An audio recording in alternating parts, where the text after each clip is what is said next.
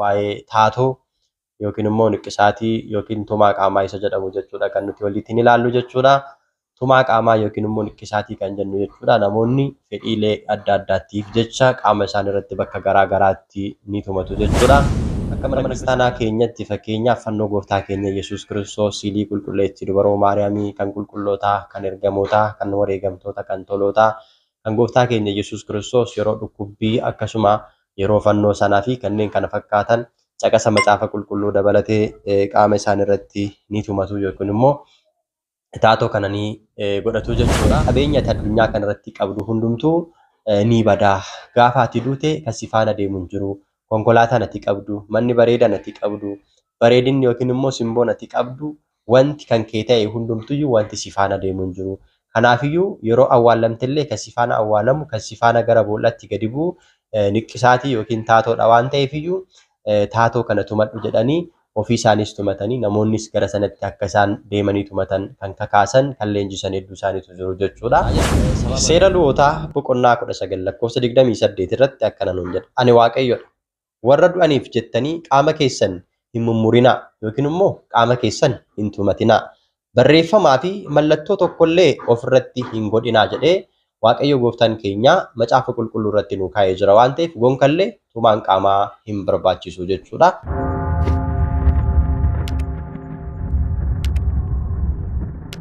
Maqaa Abbaa, kan Ilmaa, kan Hafuura Qulqulluu, Waaqa tokko. Amiin. Kabajamtootaa fi jaalatamtoota maatiiwwan Waaqayyoo.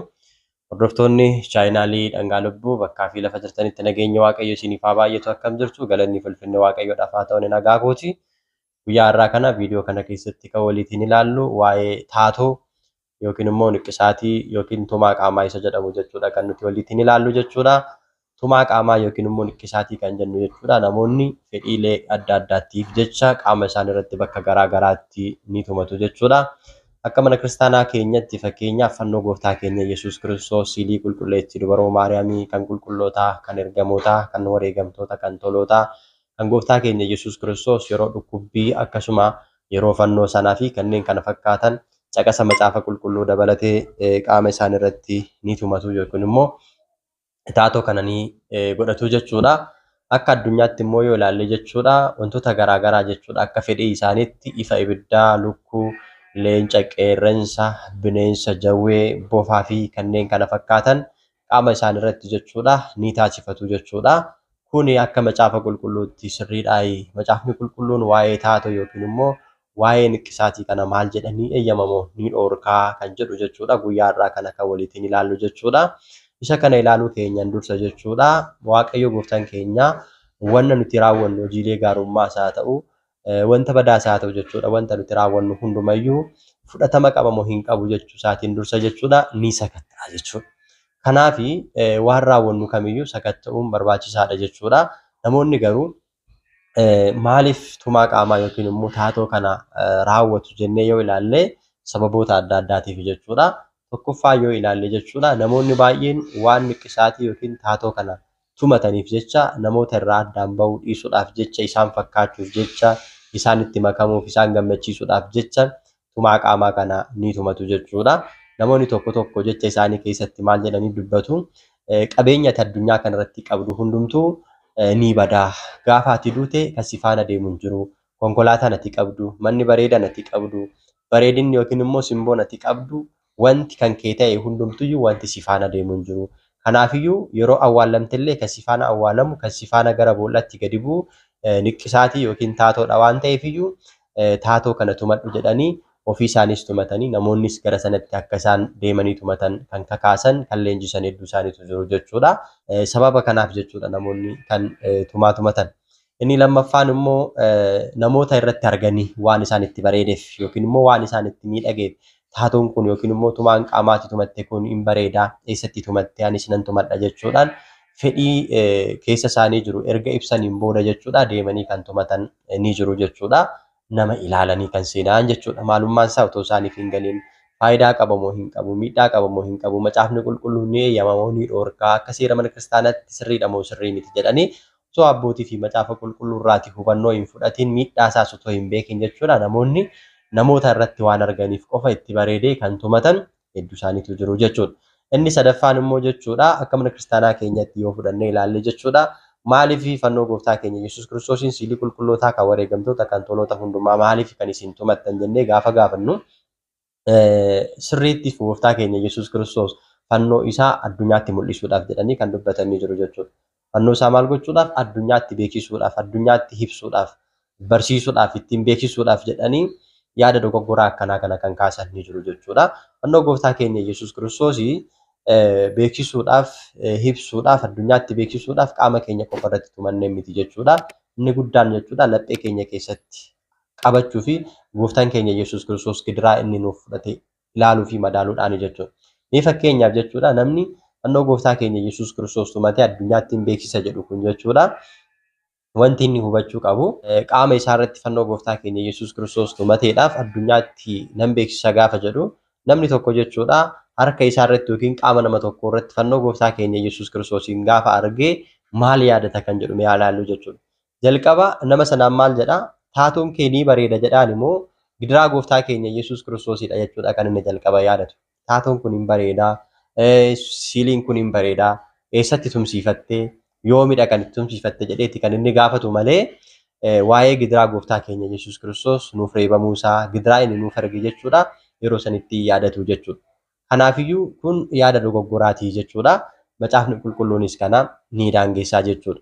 Mee kanaaf fakkeenya kan nuuf ta'u tumaan qaamaa hin barbaachisa yoo ta'e eessatti tumachuu qabnaa? Niqqisaatiin ni barbaachisa, taatoon ni barbaachisa yoo ta'e eessatti ta'uu qaba kan jedhu fakkeenya akka nuuf ta'uudhaaf Paappaasiin Sooriyaa tokko kan isaan mudate seenaa isaanii tokko gabaabsinee ilaalla. Paappaasiin Sooriyaa tokkotu yeroo tokko mana namaa deemanii jedha. Mana namaa kana gaafa deeman maatiin waliin ta'anii mana keessatti haasa'aa walitiin taphachaa ijoolleenis abbaan manaa haati manaas walitiin otoo haasa'aniitti ol seenanii jechuudha. Osoo haasa'aa jiranii mana eebbisanii erga ta'aniin booddee ijoolleen mana sana keessa jiran obboloonni lamaan paappaasii kanaaf gaafii dhiyeessanii jechuudha. Kabajamoo abbaa keenya eebbi keessan nurra haa buluutii gaafii tokko isin gaafanna. Nuti jaalala gooftaa keenya qoricha keenya Yesuus Kiristoosiif qabnuu fi qulqullootaaf ergamootaaf qabnuuf jecha jaalala isaanii kana ibsuudhaaf jecha qaama keenya guutuu irratti tumaa yookiin immoo taatoo godhachuudhaan qaama keenya irratti tumachuu barbaanne. Kanaafiyyuu kun sirriidha moo sirrii miti jettu mee yaada keessan barbaannaa nuuf qoodaa jedhaniin jechuudha. Yeroo kana abbaan kun maal jedhaniini yaadni keessan sirriidha yaada keessan ani nan deeggaraa jedhaniin jechuudha. Yeroo kana haati ijoollee kana baay'ee gaddite jechuudha. Paappaasiin kun akkamitti akka isaan ijoolleen kun qaama isaan irratti tumaa tumatanii fi eeyyamuuf jettee yeroo yaaddu paappaasiin kun garuu jedhaniin tumaa ni tumattu yoo ta'e taatoo kana ni taasifattu yoo ta'e bakka isin jalqabdantu jira jedhanii. Bakka sanaa yoo isin hin jalqabin tumaa kana tumachuu hin dandeessan garuu tumachuu hin dandeessu yaada keessan nan deeggaraa. Bakki isin itti tumachuu qabdan immoo jalqaba laphee keessan irraati jalqabuu qabdu. Laphee keessan irratti tumadhaatii yookiin immoo taatoo kana yookiin niqqisaatii kana siilii qulqullootaa kana siilii durboo maaramii kana siilii gooftaa keenya Yesuus Kiristoos kana jaalala isaaf qabdan ibsuu yoo barbaaddan jalqaba laphee keessan keessatti tumadhaayi. Achii tumachuu ni dandeessu yoo ta'e qaama keessan guutuu irratti tumachuu ni dandeessu jedhanii jedhama. Egaatii kan nu barsiisu inni guddaan osoo jaalalli Waaqayyo keessa keenya laphee keenya keessa hin jiraatin jaalalli fannoo gooftaa keenya Yesuus Kiristoos laphee keenya keessa osoo hin jiraatin jaalalli giftii keenya durboo maaramii laphee keenya keessa osoo hin jiraatin qaama keenya irratti tumanneedhaaf gatii tokko illee hin qabu jechuudha. Eessaa jalqaba amantiin laphee keenya keessaa jalqabaa jechuudha. Laphee keenya keessatti osoo hin amanin waa'ee jaalala qulqullootaa fi waa'ee jaalala fannoo gooftaa keenya Yesuus Kiristoos waa'ee olmaa gooftaa keenya Yesuus Kiristoos laphee keenya keessatti osoo hin tumin siilii qulqullootaa fannoo gooftaa harka keenyaa fi bakka adda addaa irratti tumannee mana dhugaatii adda addaa, mana shiishaa, iddoo adda addaa, iddoo sirbaa bakka Waaqayyoon hin jaallanne deemuun faayidaa tokko illee nuuf hin qabu jechuudha. Kanaafuu jalqaba eessaa jalqabuu qabna? Laphee keenya keessaatii jalqabuu qabna jechuudha. Kanaafuu ni tumanna yoo ta'e, tumaan qaamaa ni barbaachisa yoo ta'e, taatoon ni barbaachisa yoo ta'e, akka gorsaa fi qajeelcha abbaa kanaatti jechuudha. Eessaati kan jalqabamu? Laphee keenya keessaatti tumachuu qabnaadha. Kanas egaa macaafni qulqulluun ni eeyyamaa jechuudha. Qaamni keenya mana qulqullummaa Waaqayyoo akka ta'e macaafni qulqulluun ni dubbata jechuudha. Tokkoffaa Qorontoos boqonnaa 3 lakkoofsa 16 irraa kaasnee gaafa dubbisnu lapheen keessan mana qulqullummaa Waaqayyoo akka ta'e hin beektanii. Laphee keessan maaliif xureessitu? Qaama keessan maaliif xureessitu? Namni mana qulqullummaa Waaqayyoo diigee ni diigamaa jedha. Fakkeenyaaf egaa lapheen keenya mana qulqullummaa Waaqayyoo yoo ta'e, qaamni keenya mana qulqullummaa Waaqayyoo yoo ta'e, qaama keenya xureessuu hin qabnu jechuudha. Qaama keenya irratti wantoota Waaqayyoon nuuf kenneen alatti waan biraa kaa'uun nurra hin jiraatu jechuudha. Fakkeenyaaf manni qulqullummaa Waaqayyoo qulqulluudha jechuudha. Namni tokko mana qulqullummaa Waaqayyoo deemee girgiddaa yookiin immoo mana qulqullummaa Waaqayyoo keessatti siiliin kun natti bareedeera yookiin immoo caqasni kun natti bareedeera irratti hin barreessa jedhee otoo girgiddaa irratti kan barreessu ta'ee hin eeyyamamuuf jechuudha. Tokkoffaa tajaajiltoonni achi keessa jiranis uummanni tajaajilamanis achi keessatti akka inni boca san irratti bocu akka inni fedhii isaatiin waan inni jaalate irratti kaasu hin eeyyamaniif jechuudha. Erga mana qulqullummaa Waaqayyoo keessatti kun hin eeyyamamne ta'e qaamni keenyas mana qulqullummaa Waaqayyoo waan ta'eef qaama keenya irrattis waan hin barbaachisne tumuun nuuf hin eeyyamamu jechuudha. Kanaafiyyuu tumaa qaamaa akka tumachuu hin qabne macaafni qulqulluun gaafa dubbatu akkana nuun jedha jechuudha. Seera Lewwotaa boqonnaa 19 lakkoofsa 28 irratti akkana nuun jedha. Ani Waaqayyoodha. Warra du'aniif jettanii qaama keessan hin mummurinaa yookiin immoo qaama keessan hin tumatinaa. Barreeffamaa fi mallattoo tokkollee ofirratti hin godhinaa jedhee Waaqayyo gooftaan keenya macaafa qulqulluu irratti nu kaa'ee jira waan ta'eef gonkallee tumaan qaamaa hin barbaachisu jechuudha. Kan nu barsiisee maqaa Waaqayyoo kan galateeffame haa ta'u. Osbaa Televiizyaa.